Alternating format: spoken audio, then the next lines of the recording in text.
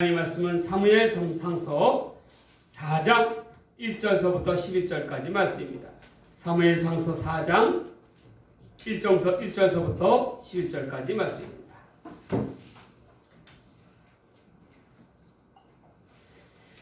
이 말씀을 우리가 한 목소리로 다 함께 우리 교독하도록 하겠습니다. 한 절씩 교독하겠습니다. 이는 하나님께서 우리에게 주신 하나님의 말씀입니다. 이스라엘은 나가서 블레셋 사람들과 싸우려고 에베레셀 곁에 진을 치고 블레셋 사람들은 아벡에 진쳤더니 블레셋 사람들이 이스라엘에 대하여 진멸을 벌이나 그들이 싸우다가 이스라엘이 블레셋 사람들 앞에서 그들에게 진에서 죽이며 남은 자가 4,000명 되라. 백성이 전 진영으로 돌아오매 이스라엘 장로들이 이르되 여호와께서 어찌하여 우리에게 오늘 블레셋 사람들 앞에 패하게 하셨는고 여호와의 언약궤를 실로에서 우리에게로 가져다가 우리 중에 있게 하여 그것으로 우리를 우리의 원수들의 손에서 구원하게 하자 하니 이에 백성이 실로의 사람을 보내어 그 사이에 계신 만군의 여호와의 언약궤를 거기서 가져왔고 엘리의 두 아들 홈리와 비느하스는 하나님의 언약궤와 함께 거기에 있었더라. 여호와의 언약궤가 진영에 들어올 때에 들어온 이스라엘이 큰 소리로 외치매 땅이 울린지라. 블레셋 사람이 그 외치는 소리를 듣고 이르되 우리 진영에서 큰 소리로 외침을 어찌 들으냐 하다가 여호와의 궤가 진영에 들어온 줄 깨달은지라. 블레셋 사람이 두려워하여 이르되 신이 진영에 이르렀도다 하고 또 이르되 우리에게 화로다. 전날에는 이런 일이 없었도다. 우리에게 화가 있다. 우리가 능한 신의 손에서 건지리고 그들은 광야에서 여러 가지 제하고 애굽을 치는 신들입니다.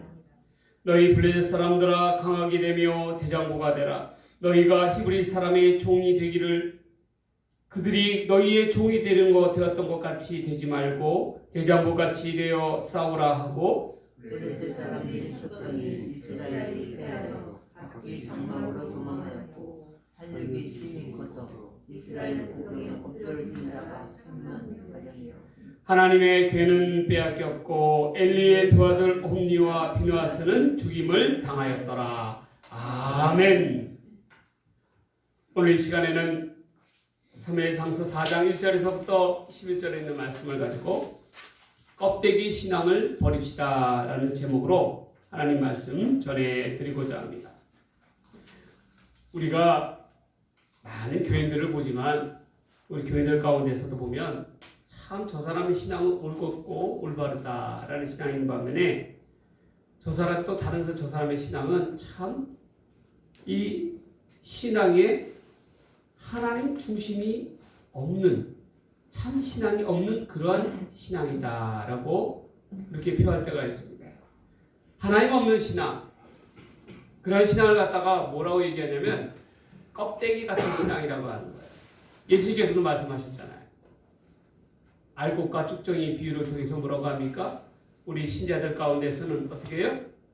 바람이 불면 겨를터기 바람을 불면 어떻게 됩니까? 알곡은 남고 겉에 쭉정이들 어떻게 돼요? 다 날아가 버리죠.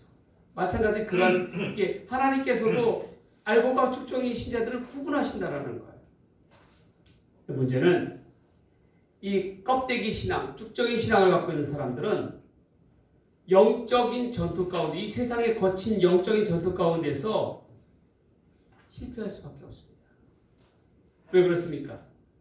그 마음 중심에는 참 신앙이 본질적인 신앙이 없기 때문에 그래요. 본질적인 신앙이 없으면 우리는 하나님의 도우심을 받을 수가 없어요. 그러니 영적인 싸움에서 패할 수밖에 없는 것이죠. 우리는 이 세상과의 영적인 싸움에서 거친 세상 속에서 어떻게 해야 승리하느냐 우리의 신앙을 한번 되짚어 보자라는 것입니다. 그래서 껍데기의 신앙의 모습을 버리고 정말 참다운 진실된 신앙 가운데 나아가고자 하는 것입니다. 그러기 위해서는 먼저 껍데기 신앙이 무엇인가에 대해서 한번 알아봐야 되는 거예요. 껍데기 신앙은 첫 번째로 외형적인 신앙을 이야기하는 겁니다. 외형적인 신앙이라는 것은 눈에 보이는 것만을 추구하는 피상적이고 형식적인 신앙 자세를 이야기하는 거예요. 하나님께서는요, 이스라엘 백성들이 타락하게 되면은 사용하신 도구가 있었어요. 이스라엘을 어린아이들을 갖다 애들이 잘못하면 어떻게 합니까? 그들을 갖다가 옳은 길로 인도하기 위해서 매를 들었잖아요. 매 같은 그런 이 도구가 있었다라는 거예요. 그게 뭐였냐면 전쟁이었어요. 이방 민족이 이스라엘을 쳐들어오게 함으로 인해서 그들 가운데 위기와 상황에 봉착했을 때에 그들이 다시금 죄에서 돌이켜서 하나님께로 돌아오기를 원하시는 도구가 바로 전쟁이었어요. 마찬가지로 사무엘이 사사로 이제 일을 시작하려고 했을 때에 어떠한 일이 벌어지냐면 여태껏 엘리의 그 두 아들의 횡포가 너무나도 심했다라는 것입니다. 종교 지도자들의 이러한 타락은 단순한 개인의 타락을 넘어서 온 이스라엘에게 부패와 타락을 가지고 왔어요. 불신앙의 모습이죠. 그러한 까닭에 하나님께서는 그 이웃 나라인 블레셋을 격동시켜서 이스라엘을 침범케 합니다. 그래서 블레셋과 이스라엘 간에 큰 전쟁이 벌어지게 됩니다. 처음에 이 전쟁에서 이스라엘 군대가 패합니다. 무려 이스라엘 병사들 4,000명이 죽임을 당합니다. 그러자 이스라엘 백성들 사이에, 특별히 이스라엘 백성들을 대표하는 장로들 사이에서 왜 우리가 전쟁에서 패하게 되었는가에 대해서 다시금 숙고해 보기 시작했다는 거예요. 패배의 원인이 뭐냐는 거예요. 패배의 원인이 맞습니다. 전쟁 가운데서 패배의 원인을 찾는 것은 그 다음번에 다시 붙으면 이길 수 있는 해법을 열 수가 있다는 거예요. 그런데 이스라엘 장로들은 그 우리가 패한 원인을 뭐라고 얘기했냐면 우리 가운데 여호와의 도우심을 못 받았다. 그렇다면 그 여호심을 못 받은 이유가 뭐냐? 바로 우리 가운데는 여호와의 언약궤가 없었다라는 거예요. 이전에는 어떻게 했냐면 여호와의 그런 여호수아의 가나안 전쟁 때는 어떻게 했습니까? 이스라엘 백성을 뭘 앞장 세웠어요? 항상 여호와의 언약궤를 앞장 세웠어요. 그래서 이스라엘 이 장로들이 생각한 바는 우리가 실로에 있는 회막 가운데 있는 언약궤를 다시금 갖고 오면 그것을 앞장 세우면 반드시 블레셋과의 전투에서 이길 것이라고 그렇게 장담하였습니다. 장로들의 생각에는 이 언약궤는 곧 하나님이라고 생각한 거예요. 그런데 여러분, 정작 이 언약궤는 뭘 상징하는 겁니까? 언약궤는 하나님의 임재를 상징하는 거예요. 임재라는 것은 뭐냐면 하나님이 그 백성들과 함께 한다는 것을 상징하는 거예요. 그런데 보십시오. 이 영적으로 무지하였던 그러한 백성의 장로들은 이 언약궤를 어떻게 자기들의 목적을 위한 승리를 위한 또 다른 우상의 도구로 삼기 시작했다는 거예요. 정작 그 언약궤에는 뭐가 담겨져 있어요? 하나님께서 너는 나 외에는 다른 신을 두지 말아라 라고 얘기하는 우상 숭배에 대한 경계의 말씀이 들어가 있는 게 언약궤잖아요. 그렇잖아요. 법궤가 들어있는 게 언약궤 아닙니까? 그럼에도 불구하고 그들은 하나님의 말씀을 따르지 아니하였다는 것입니다. 우스꽝스럽게도 그 언약궤가 있는 그 언약궤의 본질적인 내용은 빠뜨린 채 어떻게 돼요? 이 언약궤를 자신들의 목적을 위한 또 다른 우상으로 삼는 어리석음을 범하고 있다는 거예요. 결국 이스라엘 백성들에게 있어서 언약궤는 자기들을 위한, 자신들을 위한 하나님이자 하나님의 대체자로 여겼다는 거예요. 이스라엘 백성들에게 있어서 믿는 하나님은 더 이상 그들의 하나님이 아니었습니다. 자신들을 위해서 언약궤 속에 가둔 제한적이고 피상적인 존재물로 여겼다는 거예요. 그래도 언제든지 자기들의 목적을 위해서 사용할 수 있는 그러한 것이라는 것이죠. 이는 이방 민족들이, 하나님을 믿지 않는 이방 민족들이 자기들을 위해서 만든 우상, 바알과 아세라와 그러한 신상과 다를 바가 없다는 것입니다. 이는 지극히 하나님을 가볍게 여기는 그러한 신앙의 태도인 거예요. 이 언약궤는 자기의 목적을 위한 그러한 쟁취물이었습니다. 대체물이었어요. 이제 그 실로에서 사람을 보내서 언약궤를 가지고 옵니다. 그런데 누가 가지고 왔습니까? 바로 이스라엘을 타락하게 만든 데 주동이었던, 핵심이었던 누구예요? 엘리의 두 아들 홈리와 비느하스가 이를 가지고 왔다라는 거예요. 타락한 손에 어떻게 돼요? 부패한 손에 하나님의 거룩한 언약궤를 끌고 나왔다라는 거예요. 그건 뭘 상징하는 겁니까? 그 언약궤는 더 이상 하나님이 임재하실 수 없다라는 거예요. 죄와 타락함으로 가득 차 있는 곳에는. 그럼에도 불구하고 그들은 하나님이 그곳 가운데 임재한다라고 생각하고 다시금 블레셋과의 전투 가운데 그것을 앞장 세웠습니다. 여러분, 껍데기 신앙 우리가 그렇게 얘기하는데 정말 이 껍데기 신앙이라는 것은 어떠한 것이냐면 이처럼 자기의 목적을 위해서 자기 눈에 보이는 외형적인 것만을 추구하는 그러한 신앙을 껍데기 신앙이라고 이해하는 거예요. 그것 가운데 하나님은 계시지 않습니다. 우리도 보면 이 땅 가운데서도 교회에 열심으로 다닌다고 하면서도 불구하고 이처럼 언약궤와도 같은 피상적이고 외형적인 그러한 상징물에 집착하는 이들이 많이 있습니다. 화려하고 웅장한 교회의 건물, 눈에 보이는 것이 마치 전부인 양, 신앙의 본질인 양 그렇게 생각하는 사람들이 많다라는 거예요. 많은 수의 교인들, 그리고 그 가벼운 숫자 노름에 의해서 교회의 성공 유무를 판단하는 그러한 사람들. 이런 것은 우리 신앙의 본질을 값싼 합리성이라는 논리 아래서 교회의 본질을 훼손하는 것입니다. 그리고 자신들의 목적과 성공과 야망을 위해서 교회가 그러한 도구로 전락하고 있다는 거예요. 그러한 교회들 가운데는 그 어디에도 하나님의 정신, 예수 그리스도의 십자가에는 보이지가 않는다라는 것입니다. 이는 본질적으로 하나님과 멀어진 심각한 영적인 무지의 상태라는 거예요. 이 이스라엘 장로들이 그러했다는 것입니다. 언약궤만 가지고 온다면, 언약궤만 앞장세운다면 우리가 반드시 이 전쟁에서 승리하리라고 호언장담하였다는 거예요. 여러분, 우리도 한번 생각해 봐야 돼. 과연 내가 믿는 하나님은 어떠한 하나님입니까? 이스라엘 장로들처럼 이 언약궤에 국한된 제한된 그러한 하나님입니까? 내 마음대로 필요할 때 되면 가져다가 쓰고 아니면 두고 그러한 하나님이에요? 우리들의 성공을 위해 쟁취하기 위해서 또 다른 우상, 또 하나의 우상의 모습으로 전락하고 있지는 않습니까? 그런데 똑바로 알아야 합니다. 우리 하나님은 절대로 그 어떤 상징물로서 표현하실 수 있는 분이 아니셔요. 우리 하나님은 외형적인 눈으로서 판단할 수 있는 분이 아니시라는 것입니다. 그 어떠한 것으로도 가두거나 제한적인 분이 아니셔요. 우리 하나님은 살아계신 하나님이십니다. 생명의 하나님이십니다. 날마다 우리를 인격적으로 친밀히 만나주시는 하나님이셔요. 그러한 하나님을 단순히 눈에 보이는 피상적인 존재로 여긴다면 그만큼 어리석음이 없습니다. 여러분, 결국 전쟁의 결과가 어떻게 되었습니까? 언약궤를 앞장세웠던 이스라엘은 어떻게 되었습니까? 어떻게 돼요? 도리어 어떻게 됐습니까? 패할 수밖에 없었다는 것입니다.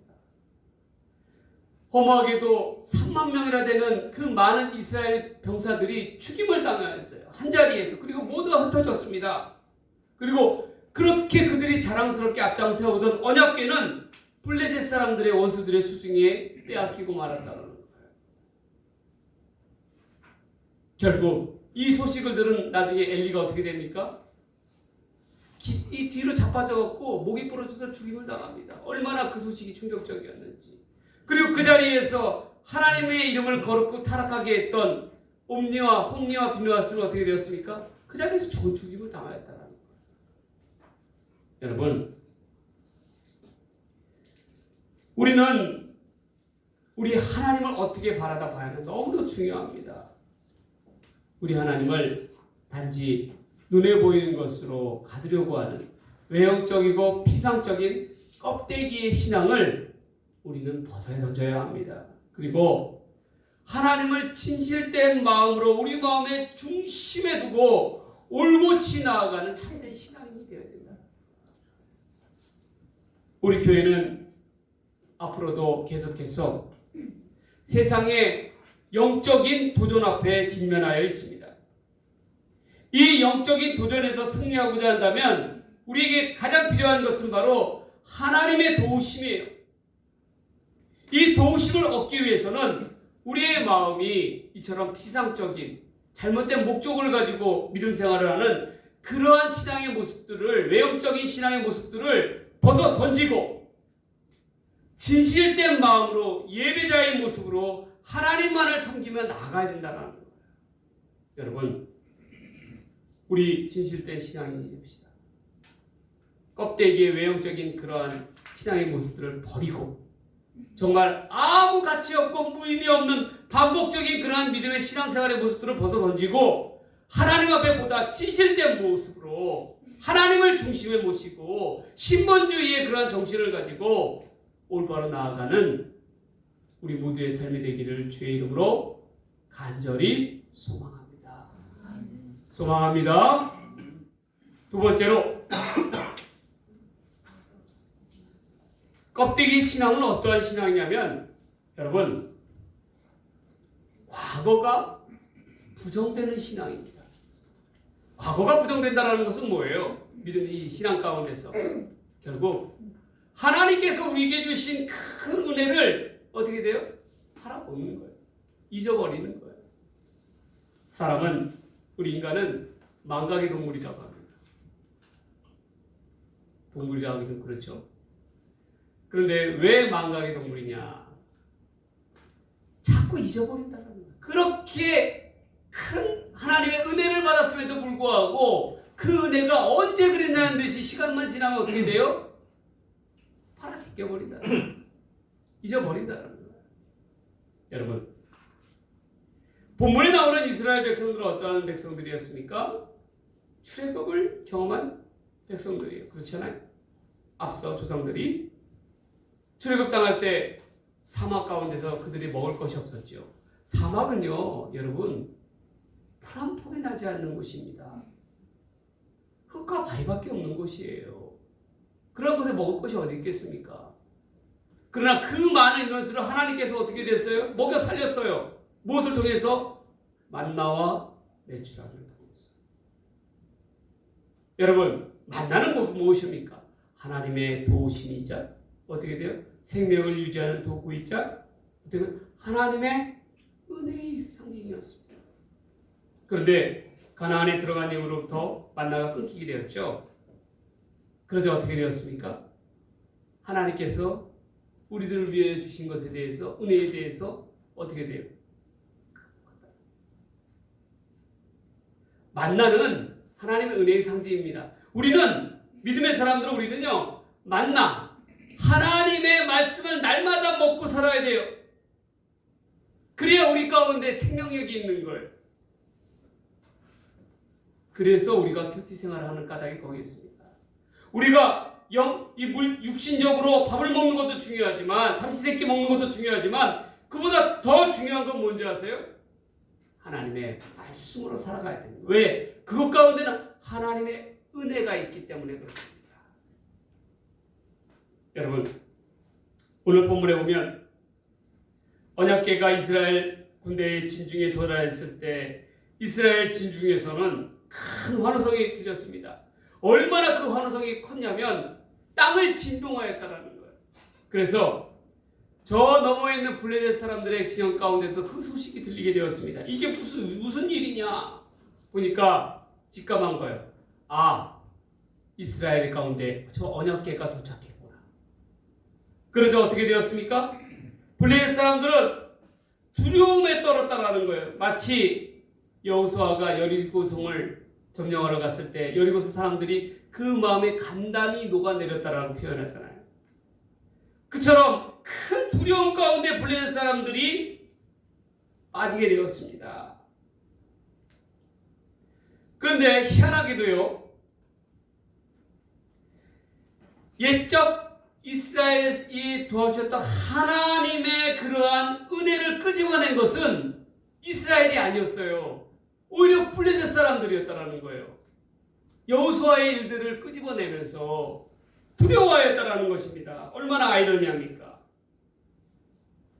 이스라엘은 여태껏 전쟁 중에서 자기들의 하나님이 어떠한 분인지 기억지 못하고 하나님께서 자신들에게 주셨던 그 큰 은혜를 기억지 못하고 방종에 행하였어요. 그러나 오히려 원수 블레셋 사람들은 하나님의 역사, 하나님께서 이스라엘 백성들 가운데 행하신 크신 은혜를 기억하면서 두려워하였다라는 것입니다. 애굽을 떠나서 저 요단강을 건너서 초롱성과 같은 여리고성을 무너뜨릴 때에도 하나님은 그들 가운데 함께하여 주셨어요. 이는 하나님의 전적인 권능이 그 백성들에게 승리를 주셨습니다. 그러나 이스라엘 백성들은 어리석게도 이를 잊어버리고 있었다라는 거예요. 그리고 어떻게 됩니까? 여태껏 자기와 함께하였던 그 언약궤가 지켜주었다라고 생각하고 있는 것입니다. 정말 그렇습니까? 아니죠. 언약궤가 아니라 무엇입니까? 하나님이셨죠. 언약궤는 하나님이 아닙니다. 백성들은 그 가장 중요한 것을, 본질적인 것을 놓치고 있어요. 언약궤만 바라볼 것이 아니라 언약궤 속에 담겨진 하나님의 임재, 하나님의 은혜를 기억하며 나아가야 됐는데 그렇지 못하였다는 거예요. 오히려 이 은혜를, 이 역사를 블레셋 사람들이 기억하면서 마음에 녹아 두려워 떨고 있습니다. 여러분, 하나님의 백성이요, 과거를 잊고 하나님께서 내게 주신 은혜를 잊고 사는 것처럼 어리석은 일은 없습니다. 우리가 하나님께서 주셨던 옛적의 그런 은혜를 기억한다면 그 은혜를 가지고 오늘을 살아갈 수 있는 힘이 생기는 거예요. 그리고 앞으로를 살아갈 수 있는 믿음의 담대함이 생기는 거예요. 무엇을 통해서? 과거의 하나님의 은혜를 통해서. 옛적에 하나님께서 내게 이러한 크신 은혜를 주셨다. 그 은혜를 붙들고 나아가면 내가 무엇을 두려워하겠느냐? 그런 마음이 있는 거예요. 그런데 어느새인가 그 시간이 지날수록 그 은혜는 다 고물상의 엿장수한테 팔아먹고 어떻게 해요? 그저 눈앞에 보이는 위기상황 앞에서 그냥 두려워서 벌벌벌 떨고 있는 거예요. 아이고 어떡하나, 이 위기상황 어떻게 극복하나, 아이고 어떻게 넘어가야 될까, 아이고 집값이 떨어진다고 그러는데 아이고 어떻게 될까, 이자가 오르고 오른다 그러는데 아이고 이 험한 세상 어떻게 살아가야 될까. 여러분 두려워하지 마세요. 여태껏 하나님께서 은혜를 우리 가운데 허락하여 주셨습니까? 우리가 우리 힘으로 살아왔습니까? 하나님의 은혜를 가지고 산 거 아니에요? 그렇다면 그 은혜에 힘입어 나아간다면 앞으로 우리에게 주어질 어떠한 어려움 가운데서도 반드시 이겨나갈 힘을 하나님께서 주신다는 거예요. 그런데 껍데기 신앙을 갖고 있는 사람은 과거를, 하나님께서 주신 은혜를 부정하고 있어요. 그리고 뭘 의지합니까? 자기들의 능력을 의지합니다. 결국 그러한 가운데 실패하고 마는 것이에요. 여러분, 우리는 하나님을 바라다 봐야 합니다. 하나님께서 우리에게 주신 은혜를 바라다 봐야 돼요. 이스라엘 백성들은 언약궤만을 보았습니다. 그러나 언약궤 속에 담겨진 하나님의 은혜를 바라다 봐야 했어요. 그렇지 못하였다는 거예요. 정작 언약궤를 향해서 두려운 마음을 가지고 나아가야 될 들은 이스라엘 백성들이었습니다. 그러나 그들은 오히려 원수 블레셋 사람들이 하나님의 언약궤를 더 두려워하고 있어요. 본문에 보면 그들은 이 언약궤로 말미암아, 하나님으로 말미암아 하나님의 이 애굽으로부터 큰 재앙을 내렸던 그 신이 자기들 가운데 왔으므로 큰 화가 우리에게 미쳤도다라고 하면서 두려움 가운데 간담이 녹아냅니다. 그리고는 어떻게 했어요? 앞서 여리고 사람들과는 달리 이 공포와 두려움을 어떻게 해요? 생명을 다하여 차라리 이래던 저래던 망하게 되었으니 우리가 죽음을 각오하고 힘써 싸우자라고 해서 용기로 바꾸었다는 거예요. 결국 어떻게 되었습니까? 블레셋은 이스라엘 앞에서 이스라엘을 철저하게 어떻게 돼요? 패하게 하죠. 여러분, 하나님을 의지하고 언약궤만 바라다 보았던 이스라엘은 도리어 큰 패배를 당하였습니다. 여호수아가 가나안 정복 전쟁에서 요단강을 건너서 큰 성읍 여리고성을 정복할 수 있었던 것은 언약궤 때문이 아니었어요. 무엇이었습니까? 그들에게는 순종함으로 하나님의 은혜와 도우심이 그들 가운데 따랐기 때문에 그런 것입니다. 언약궤는 언약궤일 뿐이에요. 이스라엘은 온전히 진짜 하나님을 기억해야 했습니다. 하나님께서 주신 은혜를 기억해야 됐어요. 언약궤로 국한된 껍데기에 머무는 것이 아니라 진실된 마음으로 하나님을 바라다 봐야 됐다는 거예요. 하나님이 은혜를 바라다 봐야 했다는 거예요. 지난 시간 동안 위기의 상황 가운데서 늘 우리 가운데 베풀어 주셨던 도움을 주셨던 그 하나님의 은혜를 붙잡아야 됐어요. 그러나 어떻게 했습니까? 그들은 허울뿐인 껍데기만을 붙잡고 있었기에 참패를 당할 수밖에 없었습니다. 그리고 그들이 믿는 하나님의 이름조차도 모욕을 당하게 되었던 거예요. 여러분, 우리도 마찬가지예요. 우리의 삶 속에서 위기의 상황 때마다 우리가 붙잡아야 될 것은 뭐예요? 우리가 정말 붙잡아야 될 본질적인 것은 무엇입니까? 외형적인 껍데기의 모습이 아닙니다. 하나님의 은혜를 붙잡으세요. 하나님, 지난 시간 동안 나를 지켜주시고 인도하여 주시고 생명을 더하여 주셨던 그 하나님의 은혜가 오늘 이 시간 앞으로의 이 어려움 가운데서도 우리를 온전히 지켜주시고 승리하게 하여 주실 줄 믿습니다. 라고 붙잡고 나아가야 된다는 거예요. 우리 하나님의 백성들은 날마다 하나님의 은혜인 만나를 먹고 사는 사람들입니다. 하나님의 베푸신 은혜에 따라 살아가는 사람들입니다.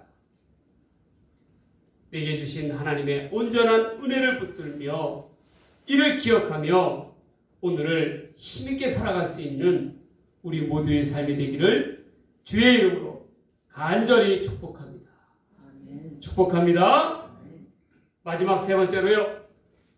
껍데기 신앙은 어떠한 신앙이냐면 껍데기 신앙은 바로 회개가 사라진 신앙이에요. 이스라엘 백성들은 장로들은 바로 깨달아야 했어요. 뭐냐? 그들에게는 전에 과거가 있었잖아요. 어떠한 과거가 있었습니까? 여호수아가 저 큰 성읍 여리고를 성을 무너뜨렸잖아요. 그 이후에 작은 성읍 아이성을 갖다가 치러 갔는데 어떻게 됐어요? 오히려 패해버렸어요. 그 이유가 무엇이었습니까? 나중에 알고 보니까 아간이 하나님 앞에 여리고성의 재물을 갖다가 탈취하였다라는 거예요. 범죄하였어요. 아간의 범죄로 말미암아 한 개인의 그런 범죄로 말미암아 어떻게 됐어요? 이스라엘 전 공동체가 패할 수밖에 없었다는 저 작은 성읍 아이성을 정복하지 못한 거예요. 마찬가지예요.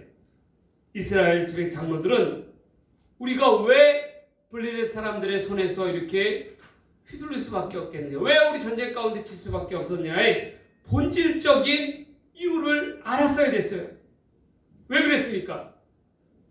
그들 중에 하나님이 계시지 않아, 임재가 계시지 않는다라는 거 그걸 알고 있었습니다. 그렇다면 하나님의 임재가 하나님께서 거하실 수 있는 방법은 뭐였어요? 이 언약궤를 갖고 온다고 해서 문제가 해결되는 게 아니었어요. 무엇이었습니까? 그들이 죄 가운데 돌이켜 뭐예요? 하나님 앞에 회개함으로 나아가야 했습니다. 하나님 이 전쟁의 블레셋과의 전쟁에 근본적인 이유는 뭐였습니까? 하나님의 약속이 성취였다라는 거예요. 약속은 뭐였어요? 하나님께서 분명 말씀하셨잖아요. 한날 한시에 하나님의 이름을 더럽힌 영적으로 타락한 제사장 옴니와 비누아스를 어떻게 돼요? 홈니와 비누아스를 어떻게 한다고요? 하나님께서 죽인다고 말씀하셨잖아요. 왜 죽인다고 하셨어요? 그들이 하나님 앞에서 눈뜨고 볼 수 없는 그러한 범죄를 저질렀잖아요. 하나님의 회막 안에서 수종드는 여인과 함께 어떻게 해요? 간음을 하고 또한 하나님께 드릴 그러한 제사의 제물을 갖다가 어떻게 돼요? 자기의 마음대로 남용하고 욕심을 내요. 그렇다 그러면 어떻게 됐습니까? 이스라엘 장래들은 바로 깨달아야 됐어요. 그들에게 필요한 것은 무엇이었냐면 언약궤가 아니라 하나님 앞에 회개하는 마음으로 나아가야 된다는 거예요. 그런데 어리석게도 그들은 헛다리를 붙잡고 있는 거예요. 껍데기를 붙잡고 있는 것입니다. 정작 하나님께서는 함께 하시지 않는 까닭에 대해서 그들은 숙고하지 않았어요. 이스라엘의 타락 가운데 거룩함이 상실되었다는 것을 잊어버린 것입니다. 여러분, 회개하지 않으면요, 죄가 우리 가운데 주인이 됩니다. 어느샌가 죄가 우리의 주인이 되는 거예요. 한번 잘 살펴보세요. 우리 요새 믿음의 성도들에게 점차로 사라지는 게 있어요. 뭐예요? 회개하는 마음이 없었어요. 하나님 앞에 회개하는 마음이 없으니까 어떻게 해서 우리의 마음이 심령이 굳어지는 거예요. 그리고 죄 가운데서 벗어날 줄을 몰라요. 죄의 사슬을 끊을 수 있는 것은 뭡니까? 하나님 앞에 회개함으로 나아가. 그럴 때 다시금 하나님께서는 새 생명을 주셔요. 살아갈 수 있는 새 힘을 더하여 주세요. 그런데 어떻게 해요? 회개하지 않아. 이스라엘 백성들이 마찬가지예요. 이스라엘 백성들, 이 장로들이 핵심적 회개라고 하는 핵심적인 내용은 놓치고 언약궤라고 하는 헛바지만 붙들고 있는 거예요. 이는 헛된 열정이자 어떻게 영적인 무지입니다. 하나님께서 이 홈리와 비누아스의 타락한 영적인 지도자들을 가만두시겠어요? 내버려 두시겠냐라는 거예요. 그렇다 그러면 이스라엘 백성들은 하나님에 대한 두려운 마음을 가지고 회개하는 마음으로 나아가야 됐습니다. 하나님은 절대로 굳은 마음, 회개치 않는 마음, 죄로 일관된 그러한 가운데는 함께 거하지 않으세요. 왜냐하면 그것은 거룩함이 상실되었기 때문입니다. 여러분, 우리가 영적인 전투에서 자꾸 패한다라고 그렇게 여겨진다면 그 까닭은 어디에 있습니까? 다른 거 아니에요. 우리의 마음이 굳어져서 그래요. 우리의 마음 가운데 하나님을 향한 회개하는 마음이 사라졌기 때문에 그러는 거예요. 그러니까 애통하지 않는 거예요. 저 십자가를 봐도, 저 십자가 나를 위하여 죽은 그리스도의 그 십자가의 보혈을 봐도 어떻게 해요? 마음에 뜨거움이 없어지는 거예요. 우리가 그것을 바로 깨달아야 합니다.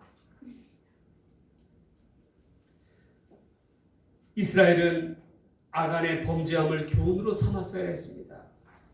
그러나 그들은 하나님 앞에 올곧이 나아가지 않았어요. 회개함으로 자기를 돌이켜보며 새롭게 옷깃을 고치고 여미지 않았다는 거예요. 하나님 앞에서 회개는요, 자기 자신을 돌아보는 거울입니다. 그리고 새롭게 옷깃을 고쳐 여미는 그러한 자세인 거예요. 여러분, 반드시 꼭 기억하십시오. 우리가 이 세상과의 영적인 전투에서 승리하는 길은요, 다른 게 아니에요. 올바른 회복을 통해서 우리의 거룩함을 회복해야 한다는 겁니다. 그래야 하나님께서 함께해 주셔요. 회개할 때 하나님의 용서가 담기고 회개할 때 하나님의 은혜가 그 가운데 있어요. 그리고 진실된 신앙의 모습으로 나아갈 수가 있는 것입니다. 사랑하는 우리 다산교회 성도 여러분, 우리는 무엇보다도 살아계신 하나님과의 친밀한 관계를 회복하여야 합니다. 그러기 위해서 무엇보다도 회개를 통한 거룩함이 이루어져야 합니다. 여러분 한번 여러분 스스로 돌이켜보세요. 내 신앙은 어떠한 모습인가? 과연 내 신앙 가운데는 하나님을 중심에 두는 진실된 그러한 신앙의 모습인가? 아니면 껍데기의 신앙의 모습인가? 외형적인 신앙의 모습, 과거 하나님의 과거를 은혜를 잊어버리는 그러한 모습, 회개가 사라진 그러한 신앙의 모습은 아닌가? 한번 되돌아보자는 것입니다.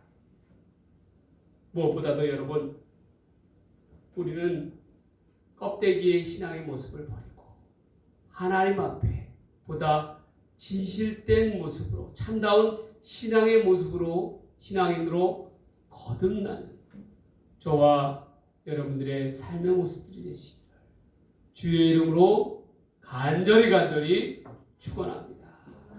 축원합니다.